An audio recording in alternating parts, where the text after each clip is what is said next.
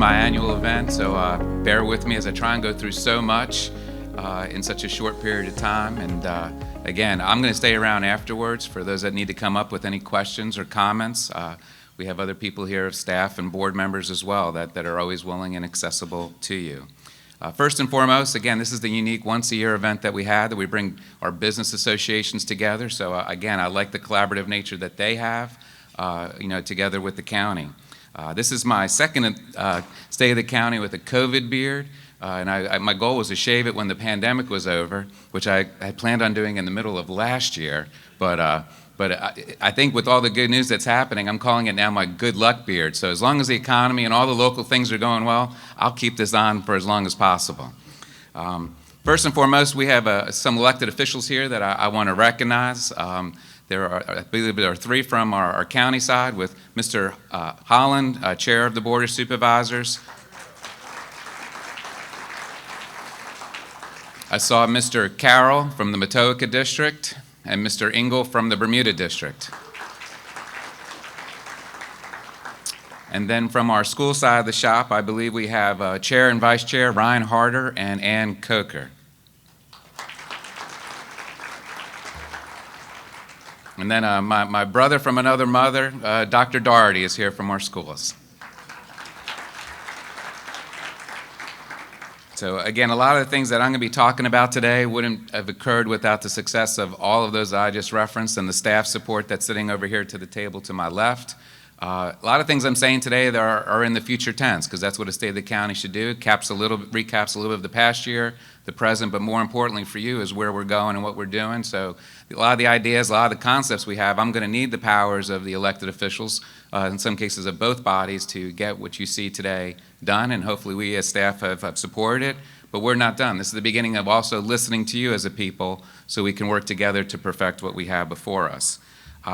So before all the great news, though, things still don't look the same, although it definitely looks the same in this room as far as yesteryear. Because I remember some of the early meetings we had here, even as a chamber. I think we were allowed 4 tables, I think, that were about 30 feet apart. But having said that, I do want to pause and reflect for the pandemic for a moment, and just because it has tested us as a local government, it's tested you as a business, school system, our 42,000 citizens who actually heard the words, you have a positive COVID test, and the 574 of them that later died. You've heard almost monthly from me all the facts and figures, what we're trying to do the best to our collective abilities with your help, and you will continue to hear from me on that. We couldn't go forward without recognizing, though, over this pandemic, we've also had an economic dynamic occur to us with the federal funding that's before us. As you see there on the screen, it's so many different ways the federal government has infused monies nationally into so many different pieces and parts of states and local governments, sometimes directly to businesses. One thing that I've seen is the flexibility in scope and time and duration to spend such funds. That has been a big dynamic change that has not occurred before. So to the credit of the federal government, they have actually given more latitude than they have ever done before. 15 years ago, when we had sort of the last infusion during the last recession, I think all I was allowed to do was buy LED light bulbs, if I remember, and I had to buy them within 60 days, as an example. But hopefully you appreciate, with that flexibility, we've done our most to make an impact to the county, most of an impact to the citizens, businesses, employees, and students. And we couldn't do that without being mindful that whatever we're trying to create, we're trying to manage such costs so that they can be part of our base budget going forward, which means we've done a lot of one-time type things you would do in a business with one-time money, spend it on one-time type objectives. We've also tried to overcome the constraints of federal and state officials, but sometimes, like you, we're left shaking our head. Our most recent example was occurring just a couple of months ago as the federal unemployment benefits were expiring for so many across the country and in Chesterfield County. And our simple request of the Virginia Employment Commission was, can we get the names of the citizens in Chesterfield County who are going to be losing their benefits so we can reach out to them and have a conversation about jobs, constraints such as child care. The state's response to us was, that's private information, you can't have it. So I'm left as a local government trying to guess how to help people out. That's not how it should be. Well, anyhow, the secret is out, though. When all of us together were faced with the challenges over the past 2 years, we worked with many of you, actually, in this room, to take this already special place called Chesterfield and make it even more special. Well, because of you and the attention we've gotten, many others are asking us detailed questions about what our secret sauce is. Being a public entity, you can't really have secret sauce. They'll file an FOI request to someone sitting at that table right there. But having said that, because we are so public, what the secret sauce is hard for others to replicate, because it's actually a simple ingredient. It takes citizens, businesses, nonprofits, and their local government working together for the quality of life for each and every one of you every day. Others don't do that. Others can't do that. Why? I don't know. That's their business. From Money Magazine, though, we get many awards and recognitions from national sources rating us. We're not seeking it out. That's just a statistic that they do on their own amongst all the local governments, all the states across the country. One example is Money Magazine's top 50 places to live.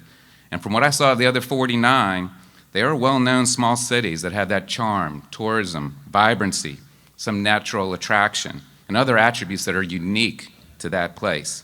That makes it very hard for others to compete with in getting in the top 50. None of them, and I repeat, none of them is 437 square miles. Only 4 of them have populations greater than 250,000. Yet Money Magazine says there's something special about the 437 square miles of Chesterfield County. For award programs we participate in, Virginia Association of Counties and National Association of Counties, it really is twofold. One is to recognize the employees and the services that they do every day for some peer recognition. But just as important, we're trying to serve the profession. And if other places can emulate something we've done to help their people, again, imitation is the sincerest form of a compliment. So again, we have received for VACO and continue to receive the most cumulative awards and the most awards that deal with their leadership categories. Again, that makes us special.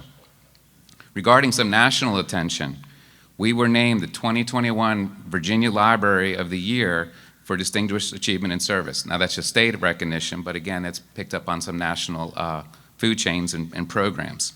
But there were specific references made of our library that I just need to espouse today. It's their exceptional efforts to refocus services and connect with community partners during a global crisis, including our curbside services, our call centers for questions, our homeschooling and virtual schooling efforts that we did out of the libraries, teleworking efforts as well as assisting the various community partners we have with blood drives, Narcan training, and early voting efforts. And again, it's not over. We are now, just in the last 2 weeks, started giving out COVID tests for those that show up at a library. We're averaging over 100 people a day coming into our libraries asking to take a take-home COVID test. From a national perspective, though, the Academy for Parks and Recreation's National Gold Medal, we were one of the top 4 finalists across the country. Again, no one else in Virginia was on such list. When we are asked by others, can we survey your employees? We say yes. There are a lot of businesses, a lot of local governments that are nervous when someone's coming in and asking their employees questions that may be part of a public document. Well, we trust our employees and we trust what we do in our workplace so that we think our employer practices should be subject to surveys of seeing what they think that we're doing. Well, the Forbes Award was created through a national survey across 25 industry sectors, government and business. The National Top Workplaces Award recognized our DEI, which stands for Diversity, Equity, and Inclusion practices, and their feelings of our employees towards such DEI practices. We were chosen 4th amongst all large employers in that category, as well as, again, as I've referenced, the Forbes Best Working Place Award. ESG, it's 3 letters that I didn't even know existed about 2 years or so ago, but it's the bond rating agency's latest venture into assessing you as a locality, and I think they'll also be applying this to businesses as well at some point in time. Environmental and social governance topics. So a bond rating, as you know, is just our abilities to pay off debt service and over the course of debt. An ESG rating is a much more ethereal rating, and we, again, didn't want to wait till others ventured into it. We were one of the first localities to subject ourselves to such scrutiny. Well, again, we got the highest rating possible the first time out of ESG.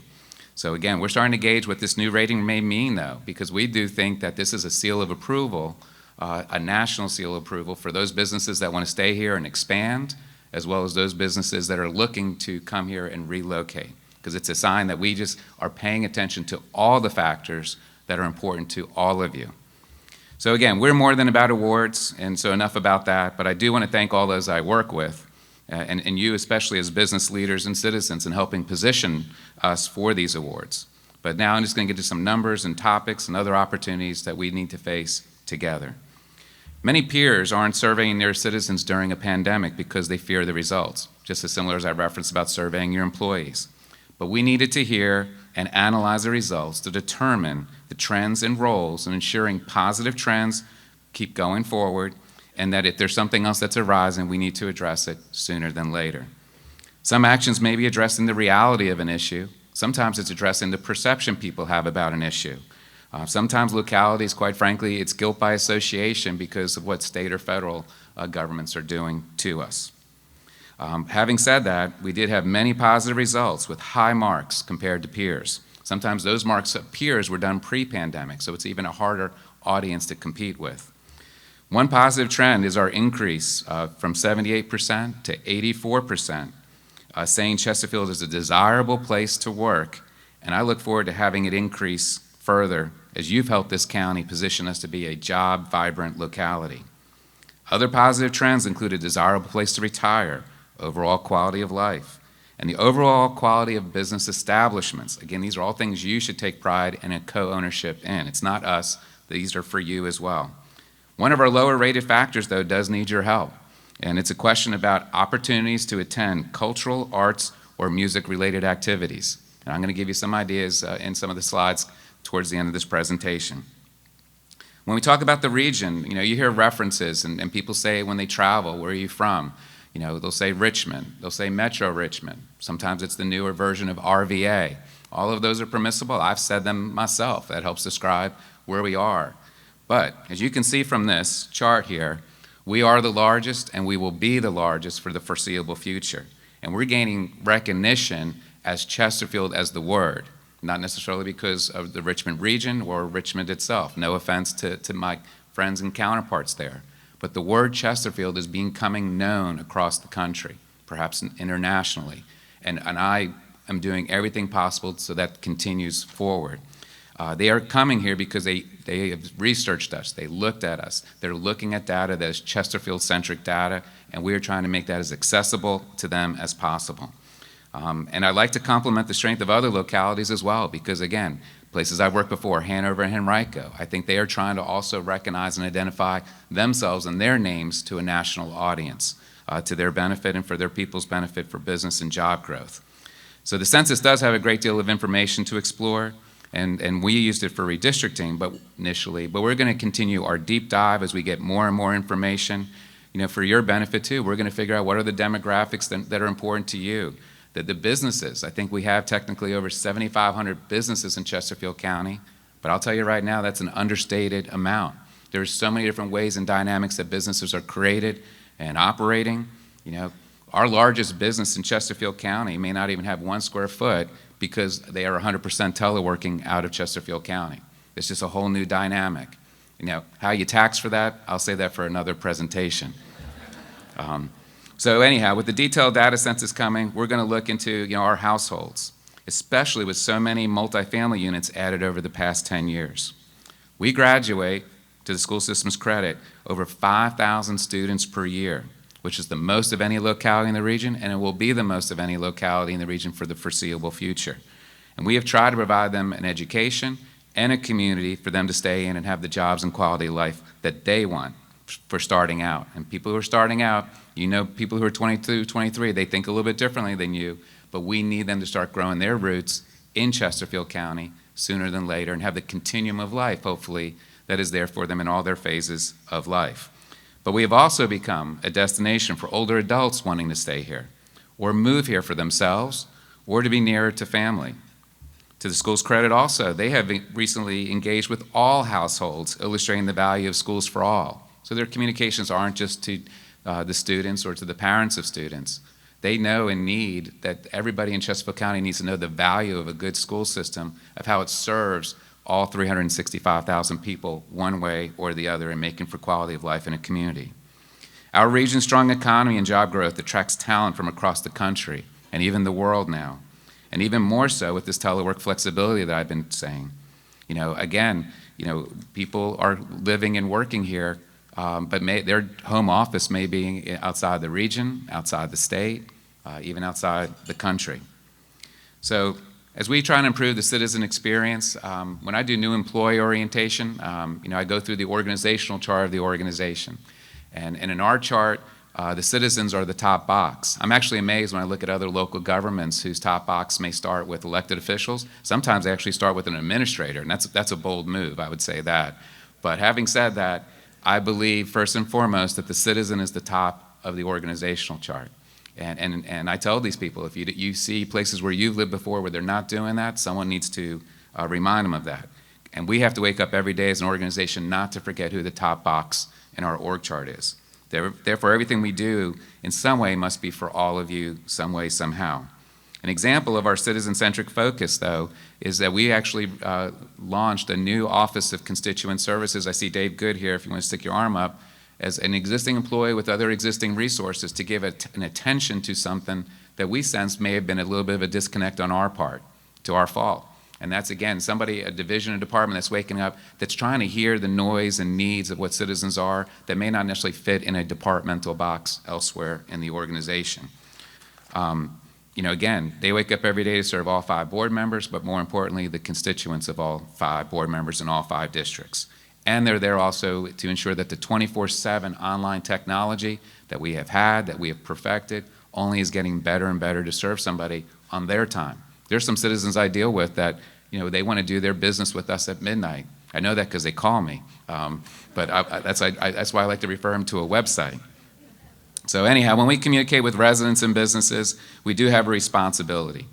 And our survey question on the most used communication channels confirmed that. The statistics you see are real statistics of how people of Chesterfield are getting their local news. So we need to present as much content and facts out, and then position citizens to best provide the feedback for us to listen and answer questions, find partners as applicable, and continue to evolve and engage together. Therefore, while I encourage all of you to use the traditional sources, we need the print and media sources. This country is founded on the print media. So please use them and advertise them and be a part of it. But also recognize, and we need to recognize, that audiences sometimes aren't going to those traditional manners. So, and as an example, we issue traditional press releases. Our mailing list, for those that don't know, when we issue a press release, goes to 180 contacts because they've all signed up saying, let us know when you issue a press release. I say many of them don't post many of our press release messages. Sometimes it's good news, and for whatever reason, good news doesn't read. For those that are subscribing to those other sources, always give comments saying, I like your good news stories, because that can maybe help us out one day.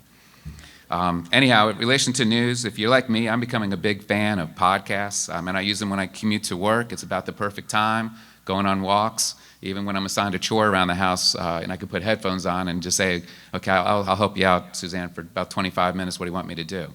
So anyhow, podcasts are just made for all of those types of activities. And since we're recognizing that podcasts right now are becoming some people's primary source of news, we followed our police department's podcast example that they've used for recruiting, and they've actually, it's a public podcast for all to learn about a police department and what it takes to be a police officer in 2021. I love their episodes. So for the county, we've emulated that same wisdom of reaching out.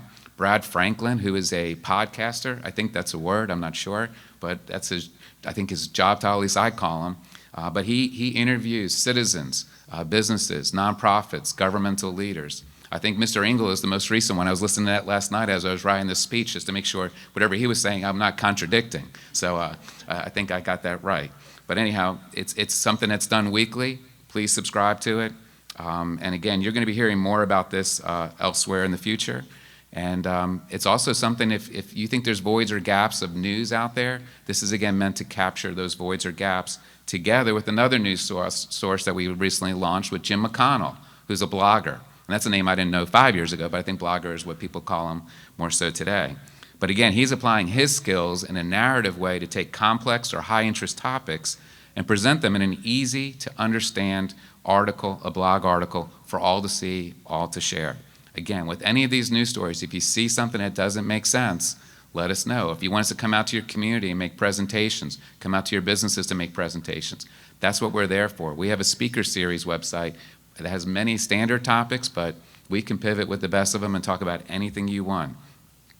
Our public portal we've created, just speaking about online technologies, because we do so many different things for so many different types of people and so many different types of situations, concerns naturally arise from our citizens in helping them navigate through the many resources we have. So we've tried to address their concerns for assistance and sometimes the confidentiality that's needed by them with their concerns. So we have one portal to help with that I haven't seen elsewhere, quite frankly. We generally have over 325 people per month using this portal now with issues and questions that we like to think that we're addressing more timely and more professionally than we ever had before. Continuing with portals, we have a public comment portal now. When the pandemic arose, our traditional board meeting engagement was turned upside down. We needed a new tool fast to ensure continued engagement. Our public comment portal was quickly established that enabled the citizens' voice to be heard and actually recorded in more records and more permanency than ever before and seen by more people than ever before.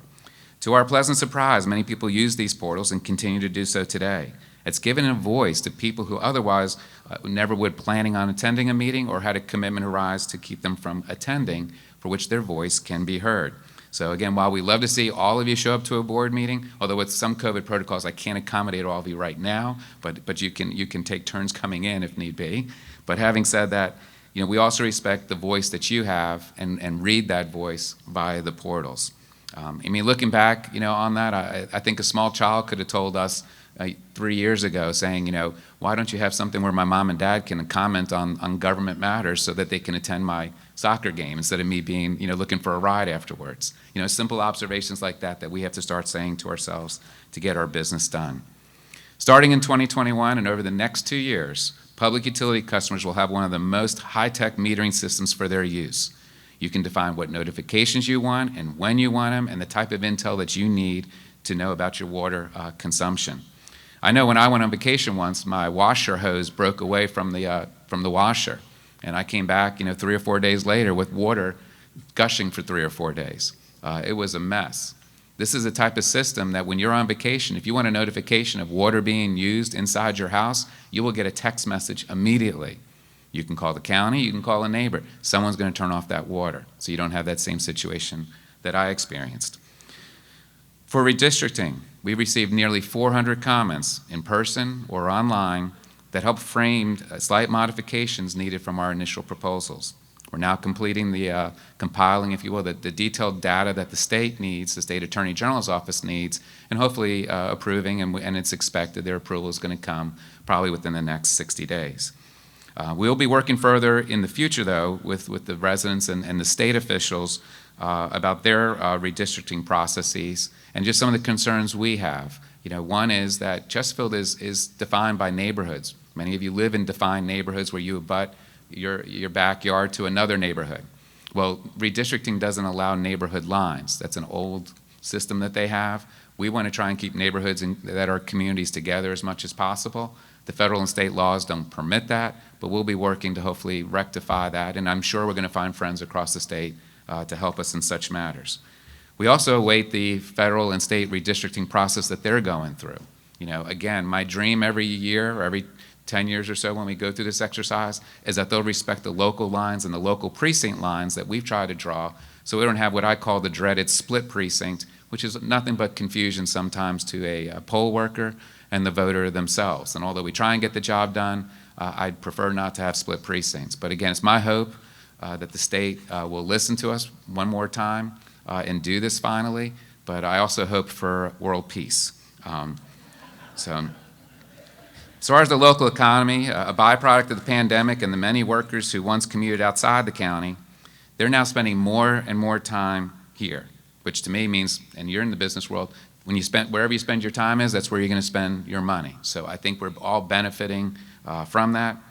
Perhaps it's the trend of sales tax businesses themselves doing well, which they were doing pre-pandemic, and then picking up speed with consumer demands also rising. Perhaps it's all the visitors that are still coming here and that have come here throughout the pandemic, whether it's for a sports tournament or whether it's some workers who have been assigned to this area that need to stay in a hotel during the tenure of their work. All I know is that so many of my peers would love to show a chart with bars that are going up in a good color with all those positive percents. Just even illustrating our pre-pandemic 5-year average before was 3.8% per year growth, but we are currently now at 7% per year growth over that same period of time since the pandemic has started. An amazing statistic that wasn't in this, so there was not a recession. We've had a pandemic. Even myself, I got caught up in March of 2020 saying we have a pandemic and recession upon us. We never had the recession upon us. For sports tourism, and I see RRT well represented here, so thank you for coming out. Correlated to our sales tax, our hotels did very well during a pandemic. 130,000 visitors stayed overnight here, totaling 36,000 hotel rooms. The role of sports tourism is a win-win business for county and businesses and something that we've grasped for many years. We've tried to keep an array of sports venues in top quality, attract those near and far, and their families and fans to enjoy. The bottom line for Chesterfield this past year is $32 million economic impact for the businesses and a $1.2 million direct tax revenue back to the county. For those that have never attended a sports tourism event, put that on your bucket list for 2022. It's just great free entertainment. From River City's soccer, field hockey, lacrosse, and even spike ball tournaments and events, to Swim RVA swimmers, to Ironbridge Field's baseball tournaments, to RVC's volleyball, to the Virginia State University Multipurpose Center and the life of a college university and the events that are held there at their facilities. You will witness some of the best athletes in the country. Again, nearly all of these things I said are for free and cheap, good entertainment. We are going to have future venues, hopefully being announced soon further, of ice hockey and perhaps how turf fields at our high schools can be leveraged into further use by citizens, leagues, and tournaments for some high-profile type games. Again, all of this provides great opportunities for you as local businesses, therefore for our local economy, for near and far, so win-win. So hearing from our community about desiring more, again, I mentioned before the opportunities to attend the cultural arts and music activities. Well, we now have Chesterfield After Hours from the Innsbruck After Hours operator who wanted to move it here and call it Chesterfield. So many more shows are planned. They did some pilot shows just about a month or two ago. They went well enough, so a whole full calendar is going to be announced hopefully sometime soon for 2022. So I look forward to seeing all of you there. Also, the region's first new theater being built in 50 years opened and is already renowned for its acoustics and lighting and just stage setup. The actors and performers all think that this is one of the best theaters that they've ever performed out of. The Perkinson Arts Center is what it's called in Chester. It was also a great day when we saw Swift Creek Theater come back to life after a horrific flood from just about 2 or 3 years ago. So, and also if you can keep a secret, I actually bought my wife tickets to go see the Winter Wonderland at Swift Creek. And Perkinson Arts Center has Brooklyn the Musical coming in March. And my mom, who's a native Brooklyn person, I'm going to invite her down and take her to that. So easy Christmas gifts and easy memories to have. So I'm more and more impressed with the variety, though, of our local restaurants and other venues like the Westchester Commons that's here. And I saw Mark earlier. Pocahontas State Park, high schools. Who goes to a high school to see some top quality plays, sporting events, and other, musical events? I used to love doing that when my kids were in school. I got out of the habit of doing it, but I don't know why I did, since, I enjoyed seeing it so much. So I'm making more efforts to visit the various high schools in Chesterfield County now to go see those performances. Again, it's a cheap date. Everybody needs a cheap date once in a while, I think. So please do all of those things because we're going to need to get that vibrancy in Chesterfield to get that our probably most disappointing survey response question up the next time we ask such question. So the next few slides, though, are a sampling of great moments and pics, and I'll try and go through them a little brisker. One is the Virginia Physicians for Women, expanded into a 4,900 square foot building next to Chesterfield Town Center, provides women health and care, improved access to their surgery center. The super radiator coils in Southport, groundbreaking in April, was impactful on many levels. Not only seeing one of the nation's highest tech firms that has facilities across the country desire to expand here, but also their appreciation for all the roles that we play to figure out how they can maximize their existing property for such expansion. But the most touching feedback I got from the executives of that company was they were under a tight deadline for some high federal contracts, I believe, even with the International Space Station, of parts that were needed. And they have a 24/7 operation, and they were very fearful of being shut down for what could be a COVID outbreak. We worked with them and other state sources to have our mobile vaccination unit of our people go out there and vaccinate their entire shifts so that they didn't miss 1 minute of productivity and honored the contract. That when their executives were visiting from out of the area, they said nowhere else in the country have they seen something like that come to fruition. For hotels, along with many in this room, were invited to 2 hotel ribbon-cutting grand openings and a third being a groundbreaking, Shameen and SINA Hospitality. Both great hotels, both have a lot of roots in Chesterfield County. And I sense more and more great news is coming on the hotel front of new or expanded facilities. I'm not sure there are many places on planet Earth during a pandemic that even had one hotel opening or groundbreaking. I remember talking to some of the first guests at one of the ribbon-cutting ceremonies, and he was part of a group of about 30 other workers from a software company that was going to spend 1 month here to help institute a medical software package into a local facility. So 30 people spending 1 month in a hotel in the midst of a pandemic is, again, win-win for Chesterfield, win-win for that business. And they themselves actually love Chesterfield so much, I'm still working with them to try and get all 30 of them to set up shop here, because I'm sure there's some other medical providers that can keep them busy. So again, just one of my additional thanks for all of you. So our resources, though, are also great for hosting data center sites.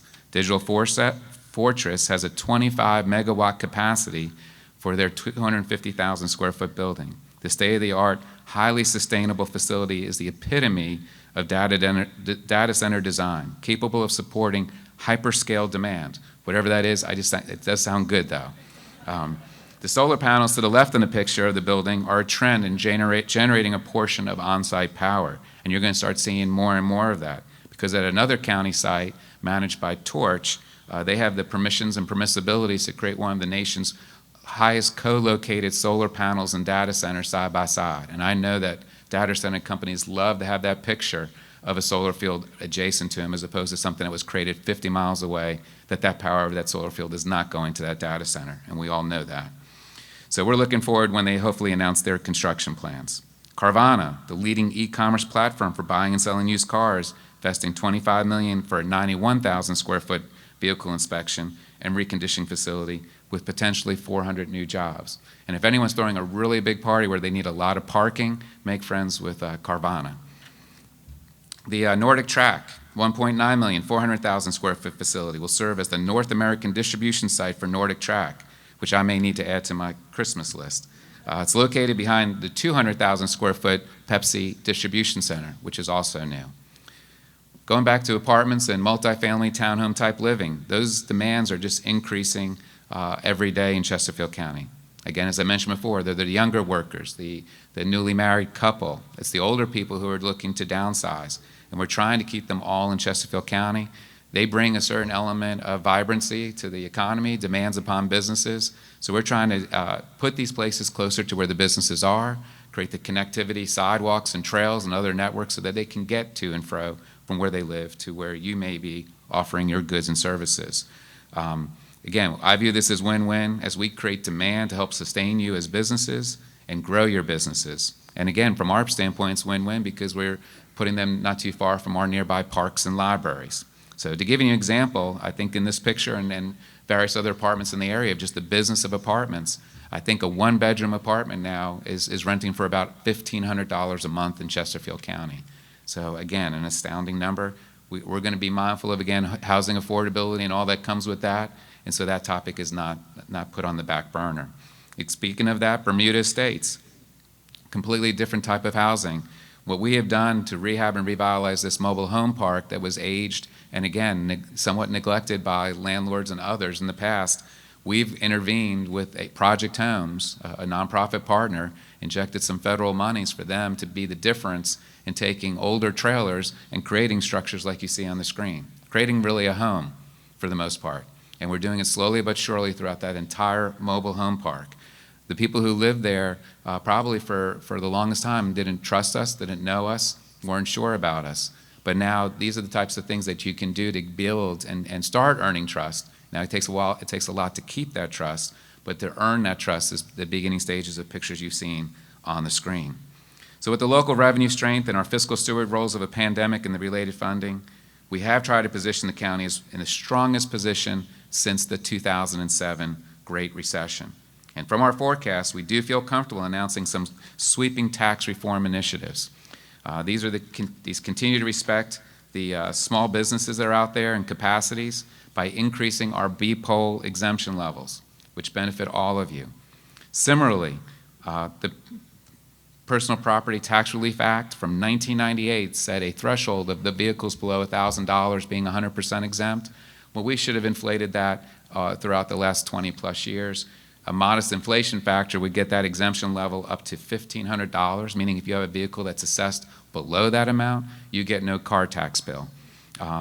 Showing you the impact of just going from $1,000 to $1,500, 14,000 vehicles in Chesterfield County will switch from being taxed to not being taxed. And I can tell you, for those that only rent, a personal property tax bill is their only interaction with the government. So to take some of that pressure away from a renter is good.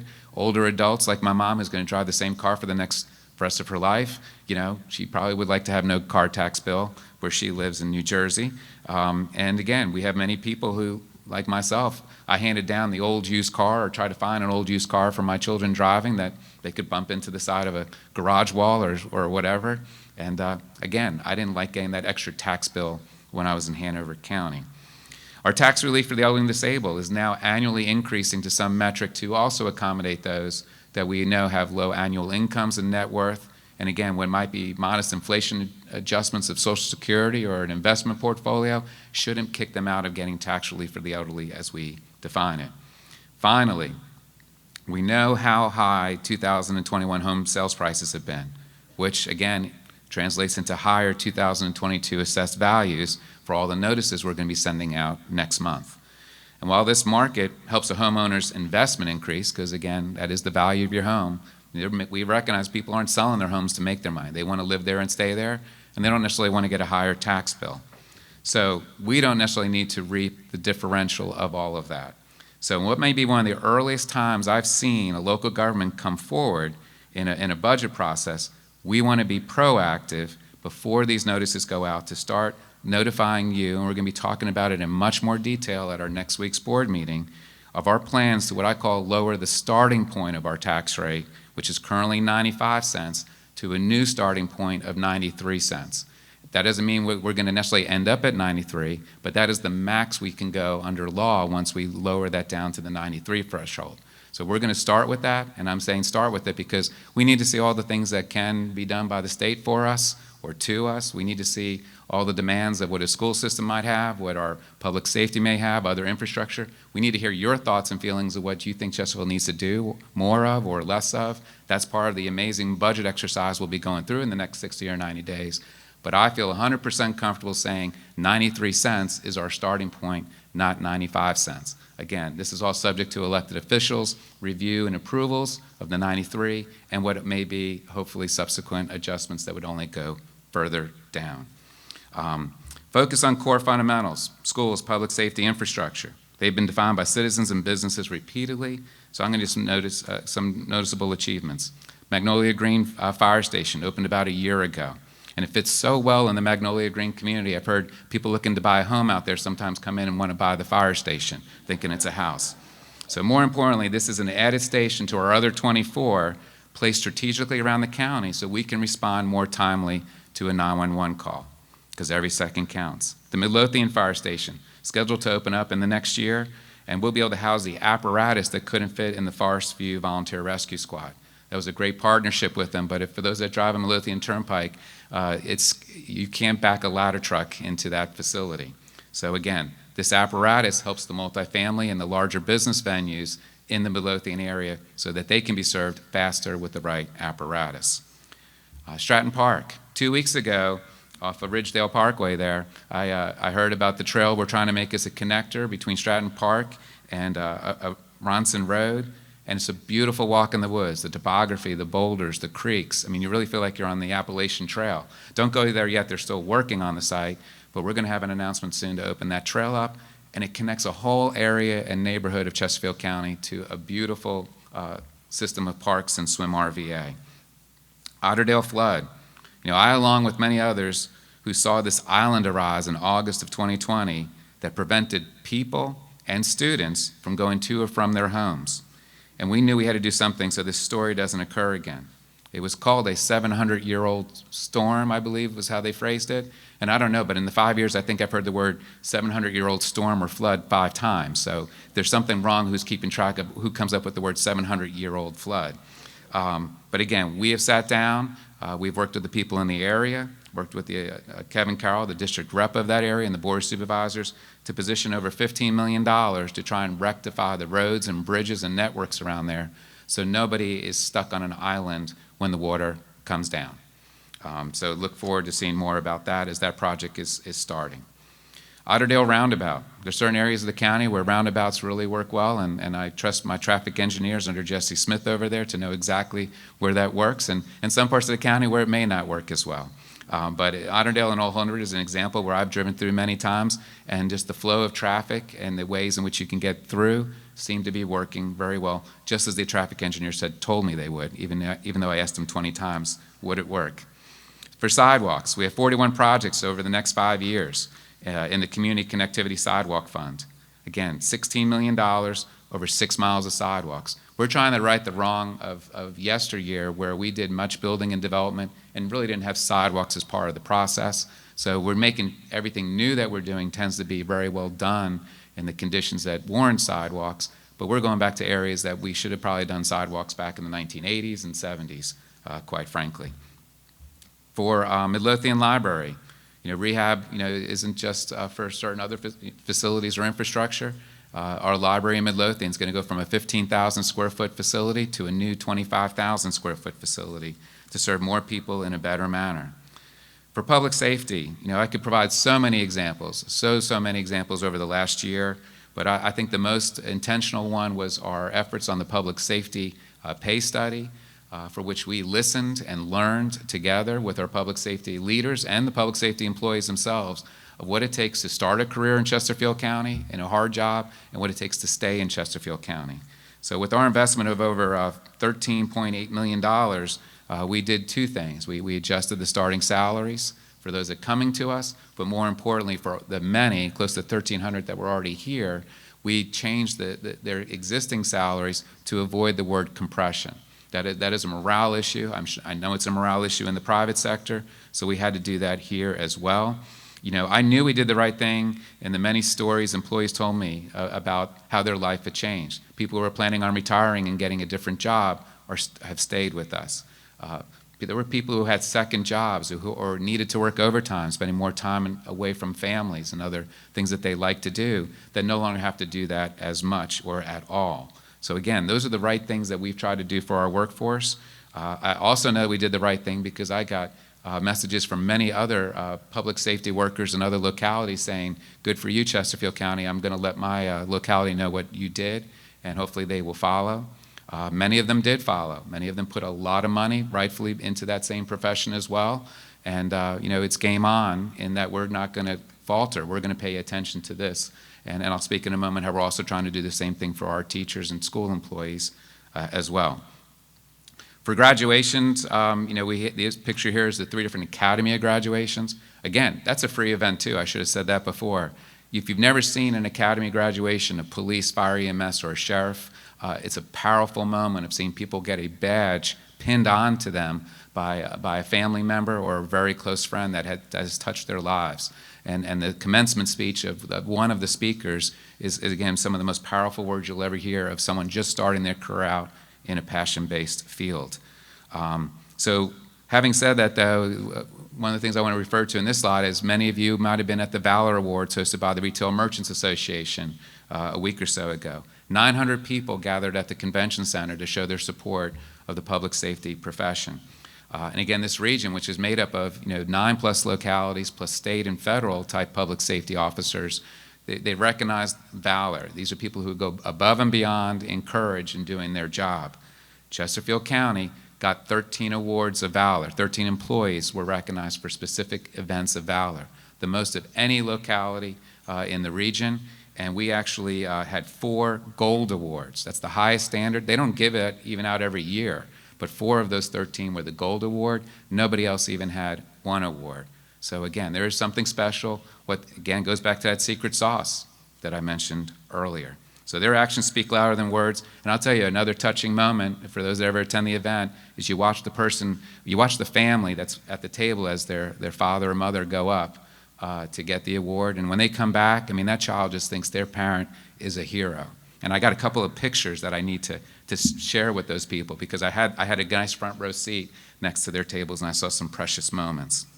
Well, laurels, the old adage of resting on your laurels. One of my nervous things is I wasn't sure what laurels was and what that meant. It could be something bad nowadays, so I actually had to Google it just to make sure it could stay in the presentation.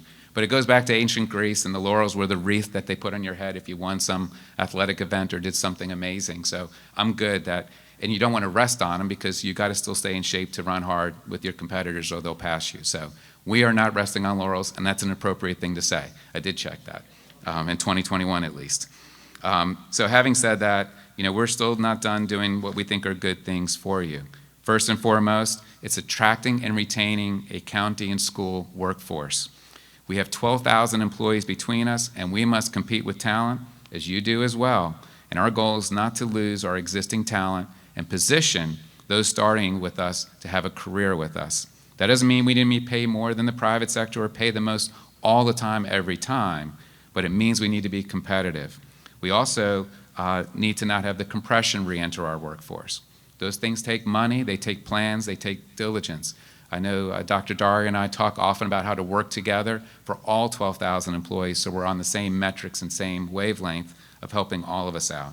Even I saw Linda Samuel, the custodian that serves our area of the building.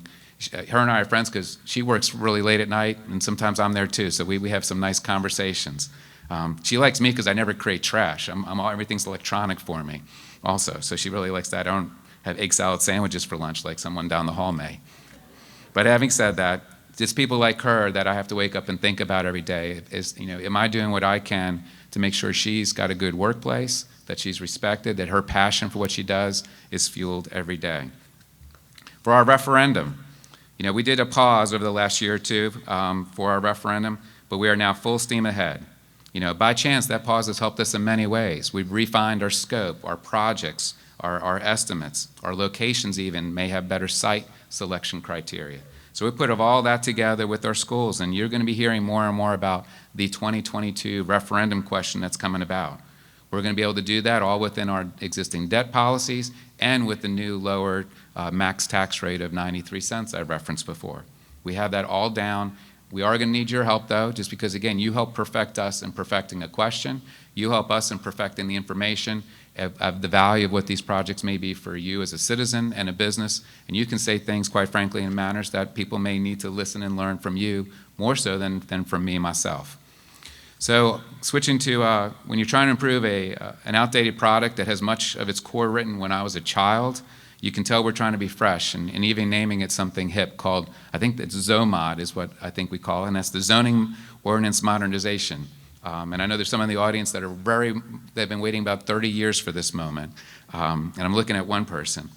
So having said that, we're trying to do things that weren't written during the Cold War about how to try and make the life and the quality of life of Chesterfield built out in a more rational and timely manner. Those things are occurring, but we go through inordinate processes to get there because we follow the rules. The rules, unfortunately, were written a long time ago, so the changes and adjustments we need to make take a lot more time and effort, which is money on your part and sometimes stress as part of a process. So our Planning Commission, our board, are going to be working hard over the next year on that.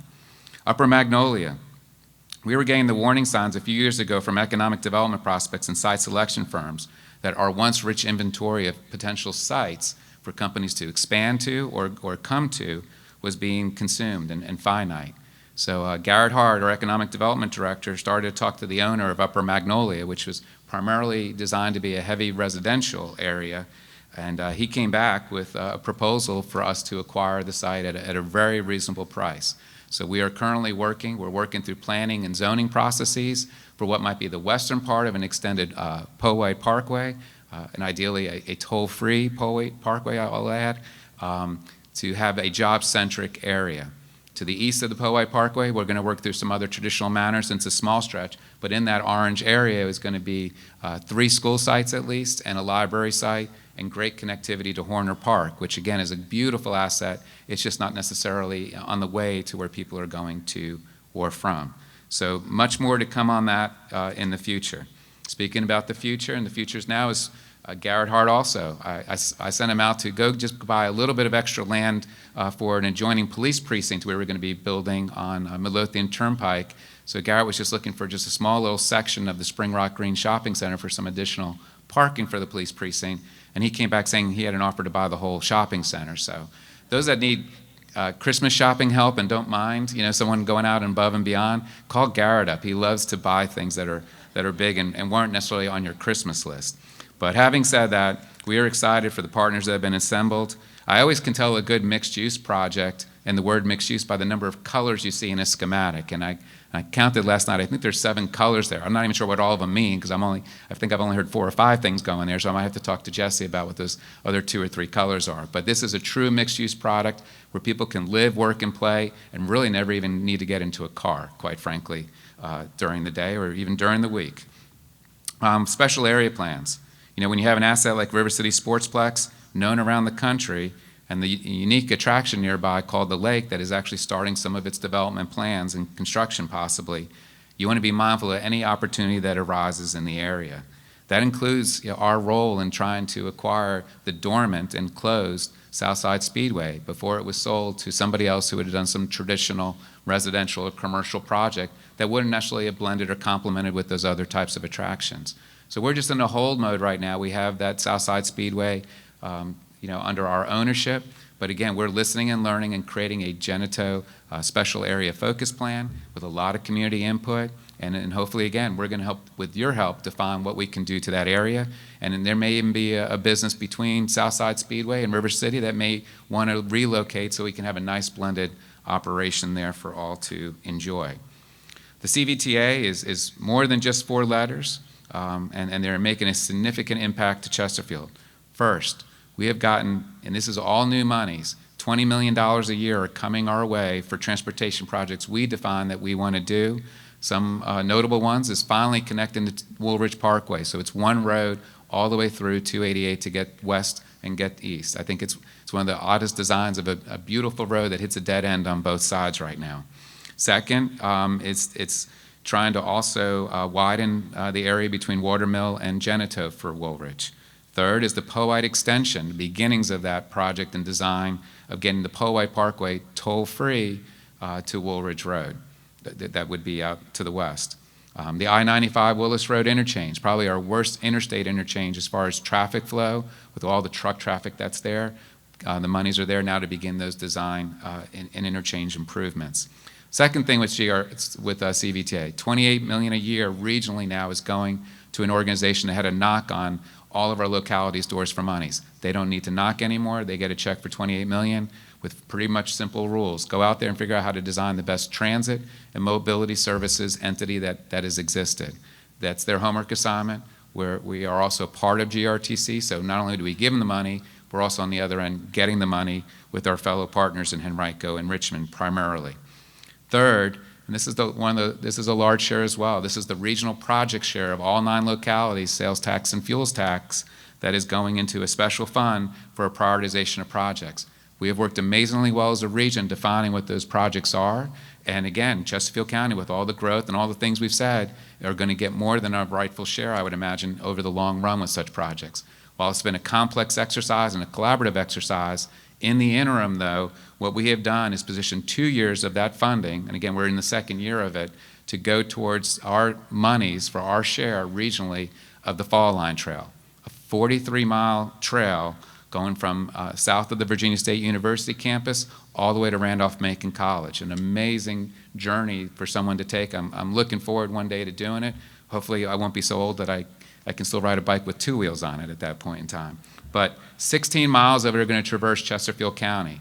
This is going to be a game changer for the residents and businesses and some of the scenery along the way. As you can tell, pictures like you see on the screen there of that person walking alongside of a road. will be a thing of yesteryear. Pocashot Creek, just one example of our environmental stewardship efforts. This is us going in and recognizing what nature and maybe some developments that were done long ago have caused as far as the effects on a creek bed. We have gone there with environmental engineering and plans and monies to fix what was once wrong. And again, we do that all the time for all of our environmental engineering, utilities, and other sensitive areas for the environment, including solar panels. So this is another example where the county and schools also worked very well together, identifying 17 locations for this initiative. With a lease agreement with a private entity, it helps them install panels at no charge to us and results in energy savings for us as well. So over 4 megawatts is being generated potentially. That's the equivalent of 800 homes that we're going to help power, if you will, just from having these panels on our roofs. So again, it's things like that that go back to that ESG rating I said before. This is what the rating agencies are looking for a local government to do. Speaking about counties and schools, our collaboration resulted in VACO and its organization on the school side, the Virginia School Board Association, calling me to find out what is so special about the county-school relations, because they're not really reading about tension between the two bodies and the issues. They're reading more and more about things that we're doing together. So they actually invited us to be part of something that they wanted to create and really modeling it around us called a collaborative leadership program, for which we were the inaugural speakers at a recent conference. So that's a picture of the chair and vice chairs of the two board and the superintendent and myself beginning to tell the story of how you simply can get along to get so much done for all. For those that are interested in all the things that we're doing, we actually have a joint website. If you Google county and schools collaboration, or Chesterfield County Schools collaboration, you're going to come to a list of about 40 things that will surprise you of all the things that we do every day with each other. Speaking about education, our enrollment's over 62,000. It's up 2,000 from the prior year, so we're kind of getting back in line with the pre-pandemic enrollment numbers. And more importantly, we're actually growing daily. I talked to Dr. Doherty just earlier. We had 81 students enroll in Chesterfield County Schools just in the last week. So something is happening. We need to understand a little bit more, but they are coming back, whether they are new students or whether they were students who were once out of our system and now re-enrolling back. But again, you as a business, these are new customers coming in that you kind of had your business model for the year. You already hired all your staff for the year. Well, you got 81 people showing up needing the same service that the other 62,000 have now, just in 1 week. So again, they are trying to do things with the demographics and the data that we're trying to do and looking at it. But again, the things you see on the screen here are unheard of with a locality of our size and our demographics. 100% accredited, high graduation rates, low dropout rates. Again, we are now united as a workforce in trying to recruit and retain the precious talent. Last year, we invested over $30 million, I believe, into a teacher pay plan. But again, that's just what's positioning us to be competitive, remove their compression, but we're not done having to, we need to pay attention to those things annually. And not every 5 or 10 years or even longer as they might have been done before. Chester Early Childhood Learning Academy. Again, I love this one. This is the old Harrogate Elementary School that, the simple government person to me is, you're done with the school, we need more park site or land, let's just plow the school under and make a nice park. That's what governments do, right? And to the school's credit, they're like, we may have an idea that's not been done before. And it's taken an entire school and dedicated to a 3- and 4-year-old. So everything is actually designed from a 3- and 4-year-old's perspective, because if you think about it, some of the furniture and fixtures there that were probably for the 5th graders before look ginormous, as they would say, as a child. So again, the school is entirely designed through the lens of that, and they are dedicating their efforts. It serves a lot of Title I schools, elementary schools in the area. So it's a nice feeder system. It deals with some child care issues that some of those populations have a challenge with, that mitigates or negates some of the parents from getting the jobs that they want at the times they want. So we're really looking forward to it. And because it's not a traditional elementary school, they don't necessarily need all the grounds and lands in a traditional manner.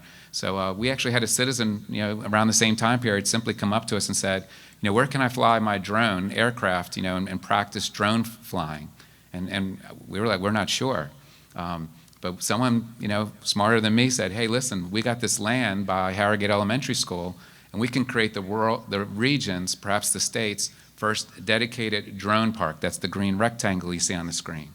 And again, this is where people can do drone training. There's things called drone tournaments. I'm not even sure what they are, but I'll let RRT trying to figure out how to make money off of that for all of us. But those things are out there. And what the school's like, there's an educational value for children, young children, seeing the high-tech atmosphere of a professional drone flyer, that it may instill some hope in them that might be, or passion, that may be a career that they want to enter into. So as I'm wrapping up in the last couple of slides here, and I apologize for going long, but I haven't gotten some sign from anybody yet, so I think I'm good. Speaking about schools, I just want to continue, there's an old wedding theme, something borrowed, something blue, something new. So the way I'm doing it with the schools is, something old is, we are taking Fallen Creek Middle School and making it a new school. Something new, we're making a new middle school over at Upper Magnolia. Something borrowed, this is the interesting one that again takes a lot of efforts on our side.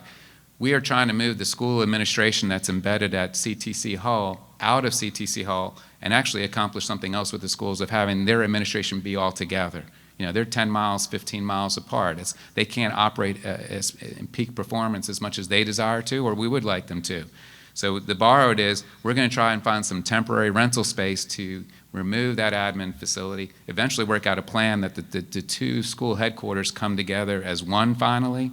And that borrowing, though, enables the maximization of our trade center and tech center based programs at CTC Hull, plus some ideas they have for courthouse, to really generate more seats there for, I think, upwards of more than 700 students that aren't being served today in such catered type facilities.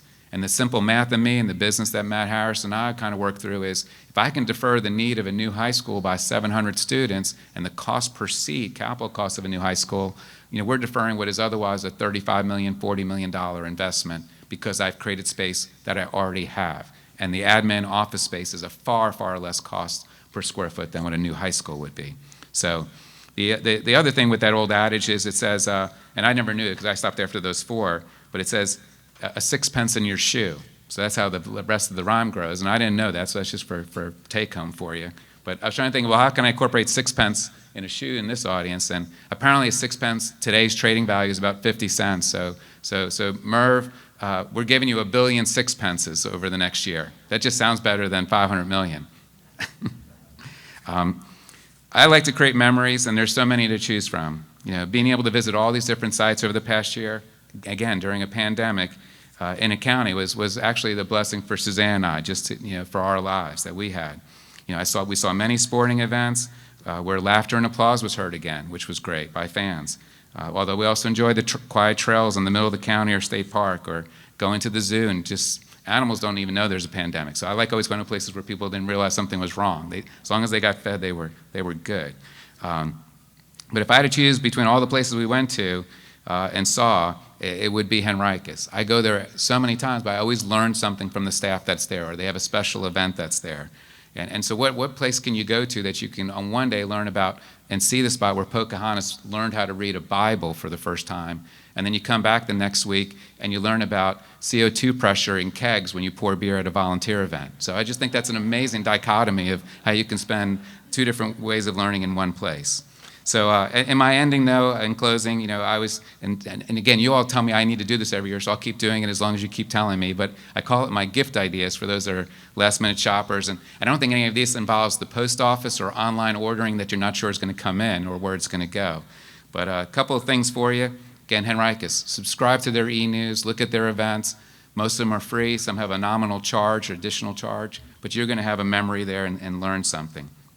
Suzanne and I, actually with some friends, rented cabin number 1 at Pocahontas State Park.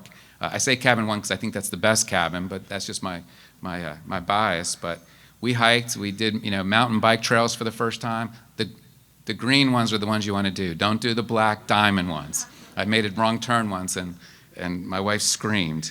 But having said that, you feel like you're in the middle of a state park in the middle of the mountains somewhere. But you're also not far enough away, as my friends realized they needed to go buy some liquor, and the ABC store on Route 10 was only 10 minutes away. So it was a win-win for them. For $50, you can get the complete outfit of pickleball rackets and balls to have, at a minimum, a laugh. But you will have a byproduct of exercise. And if you play pickleball, some stranger comes up to you and wants to play with you. I don't know many other sports, but they'll just walk on the court and start hitting a ball with a paddle. But it's just something communal about that sport. Library and Parks and Rec programs offer so much. Visiting lectures, kayak tours, the new program guide for parks is coming out. Sign up and do something. Again, it goes back to that question that we just need to get out there and start being in the business of being customers for things that are fun again. Last but not least, buy art tickets to Perkinson, Swift Creek, as I've mentioned, high school performances, and then, a podcast subscription. If you don't have one of those little streaming services, they could be like $5 a month, $15 for the entire family. My whole family is on a plan right now, even though 3 of them don't live in the house. Don't tell Spotify that. They always say, I have to confirm every year that everyone's living with me, and they're going to start saying, it's kind of odd that your 29-year-old is living with you, but that's okay. So, having said that, I enjoyed it greatly. There's a QR code, business card on your table. That gets you all the information for what's today, all the ways that you can get engaged. Please pass something like that around your offices. The more and more people that are subscribed to us and understand what we're doing, it enables you to tell us more and more what you think and feel, and enables us to listen better from a larger audience. Thank you. Well, thank you, everybody. Safe travels during the holidays, or safe stays here as well with family and friends. Thank you very much.